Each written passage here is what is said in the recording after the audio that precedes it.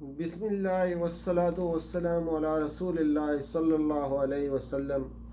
سورہ توبہ آیت 73 سے 80 کا مطالعہ لیے دورہ قرآن کے اس پروگرام میں حاضر خدمت ہیں۔ ارشاد باری تعالیٰ ہے، اعوذ باللہ من الشیطان الرجیم، بسم اللہ الرحمن الرحیم، یا ایہا النبی جاہد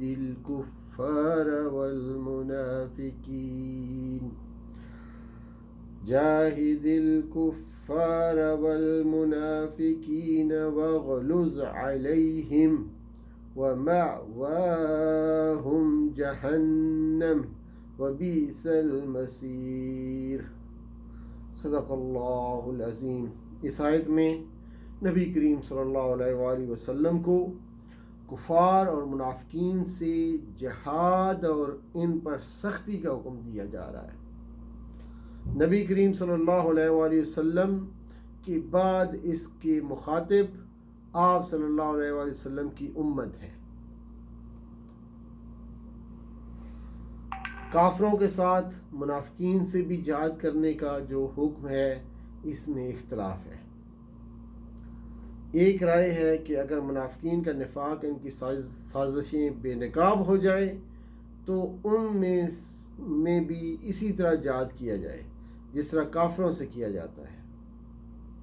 دوسری رائے یہ ہے کہ منافقین سے جہاد یہ ہے کہ انہیں زبان اور وعظ و نصیحت کی جائے، یا وہ اخلاقی جرائم کا ارتکاب کریں تو ان پر حدود نافذ کی جائے۔ تیسری رائے یہ ہے کہ جہاد کا حکم کفار سے متعلق ہے اور سختی کرنے کا حکم منافقین سے متعلق ہے۔ امام ابن کثیر فرماتے ہیں کہ ان آراء میں آپس میں کوئی تضاد اور مناقات نہیں، اس لیے کہ حالات و ظروف کے مطابق ان میں سے کسی بھی رائے پر عمل کرنا جائز ہے۔ وغلظ امر کا صیغہ ہے، غلظن کی رعافتن کی ضد ہے، جس کے معنی نرمی اور شفقت کرنے کی ہے۔ اس اعتبار سے غلظن کے معنی سختی اور قوت سے دشمنوں کے خلاف اقدام ہے، محض زبان کی سختی مراد نہیں ہے۔ جہاد اور سختی کے حکم کا تعلق دنیا سے ہے، آخرت میں ان کے لیے جہنم ہے جو بدترین جگہ ہے۔ مفسرین نے اس کی تفسیر میں متعدد واقعات نقل کیے ہیں جن میں منافقین نے رسول اللہ صلی اللہ علیہ وآلہ وسلم کی شان میں گستاخانہ کلمات کہے، جسے بعض مسلمانوں نے سن لیا اور انہوں نے آ کر نبی صلی اللہ علیہ وآلہ وسلم کو بتایا، لیکن آپ کے استفسار پر مکر گئے بلکہ حلف تک اٹھا لیا کہ انہوں نے ایسی بات نہیں کی، جس پر یہ آیت اتری، اور یہ بھی معلوم ہوا کہ نبی صلی اللہ علیہ وسلم کی شان میں گستاخی کرنا کفر ہے۔ نبی کریم صلی اللہ علیہ وسلم کی شان میں گستاخی کرنے والا مسلمان نہیں رہ سکتا۔ مسلمانوں کی ہجرت کے بعد مدینہ کو مرکزی حیثیت حاصل ہو گئی تھی، جس کی وجہ سے وہاں تجارت اور کاروبار کو بھی فروغ ملا اور اہل مدینہ کی معاشی حالت بہت اچھی ہو گئی۔ منافقین مدینہ میں بھی اس سے خوب فائدہ حاصل، منافقین کو مدینہ کو جو ہے اس سے خوب فائدہ حاصل ہوا۔ اللہ تعالیٰ اس آیت میں یہی فرما رہا ہے کہ کیا ان کو اس بات کی ناراضگی ہے کہ اللہ نے اس کو اپنے فضل سے غنی بنا دیا؟ یعنی یہ ناراضگی اور غضب والی بات تو نہیں، بلکہ ان کو تو اللہ کا شکر گزار ہونا چاہیے کہ اس نے انہیں فکر و تنگدستی سے نکال کر خوشحال بنا دیا۔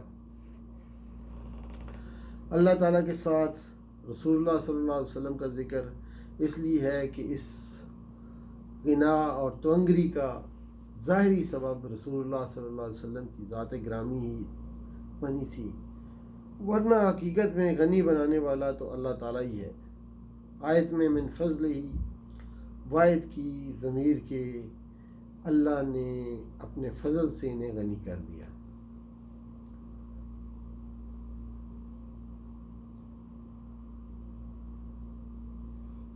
آگے آیات 79 اور 80 میں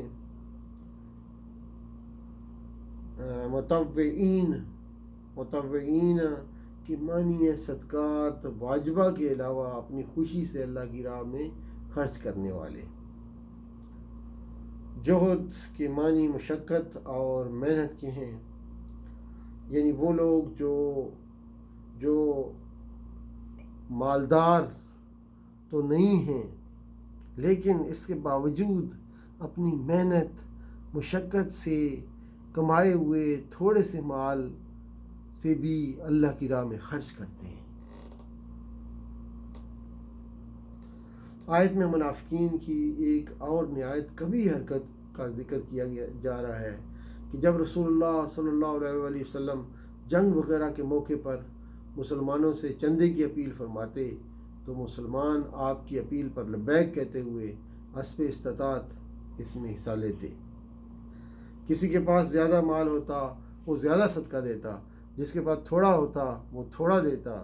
یہ منافقین دونوں قسم کے مسلمانوں پر طعنہ زنی کرتے، زیادہ دینے والوں کے بارے میں کہتے کہ اس کا مقصد ریاکاری اور نمود و نمائش ہے، اور تھوڑا دینے والوں کے کہتے کہ تیرے اس مال سے کیا بنے گا، یا اللہ تعالیٰ تیرے اس صدقے سے بے نیاز ہے۔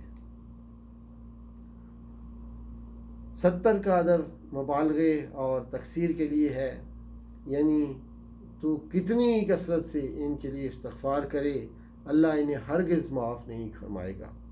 یہ مطلب نہیں کہ 70 مرتبہ سے زائد استغفار کرنے پر ان کو معافی مل جائے گی۔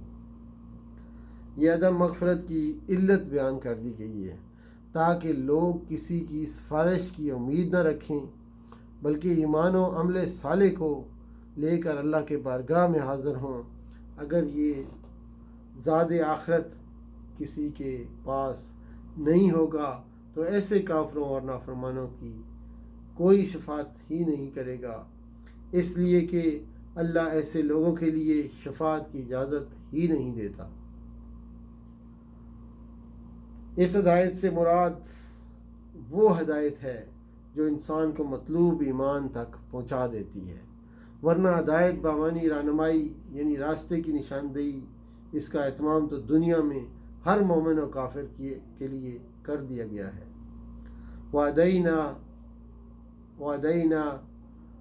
نَجْدَيْن، اور ہم نے اس کو خیر و شر کے دونوں راستے دکھا دیے ہیں۔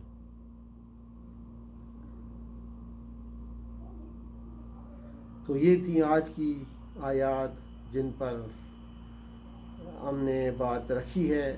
انشاءاللہ اگلی آیات کے ساتھ دوبارہ حاضر ہوں گے۔ وآخر دعوانا ان الحمدللہ رب العالمین، والسلام علیکم ورحمۃ اللہ وبرکاتہ۔